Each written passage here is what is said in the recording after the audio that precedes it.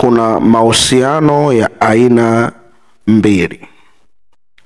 Mahusiano ya kwanza ni mahusiano kati ya mtu na Mungu, na mahusiano ya pili ni mahusiano kati ya mtu na mtu.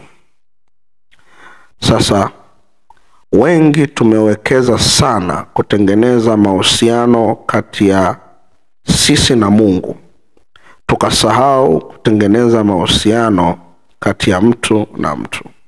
Na kumbe tunapokosea hapa ndipo tunajikuta tunafeli kwenye mambo mengi.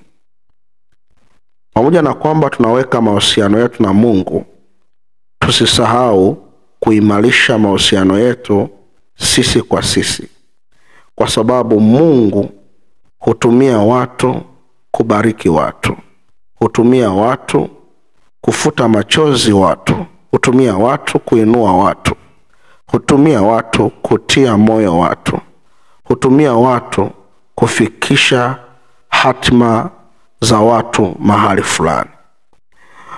Usipokuwa na mahusiano mazuri na watu wengine, unaweza kujikuta yule unayempiga, yule unayemtukana, yule unayemwazia mabaya, yule unayetaka aharibikiwe, kumbe ndio mtu ambaye Mungu alimkusudia kumtumia kukujibu mahitaji yako, kukujibu maombi yako, kukujibu haja ya moyo wako.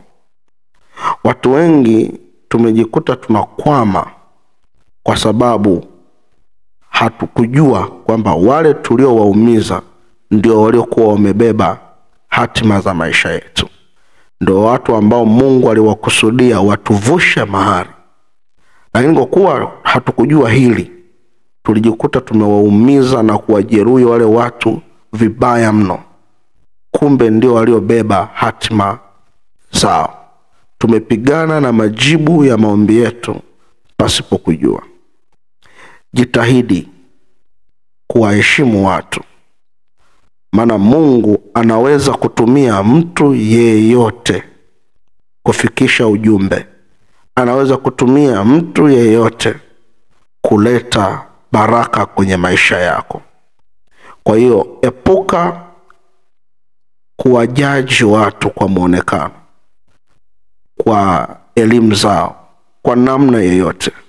Maana Mungu anaweza kutumia yeyote kufikisha baraka, kufikisha ujumbe, kufikisha riziki kwenye maisha ya mtu. Mungu akubariki na Mungu akutunze. Uwe na siku njema na Mungu akujalie neema ya kupenda watu wote. Maana Mungu ni pendo, apenda watu. Amen.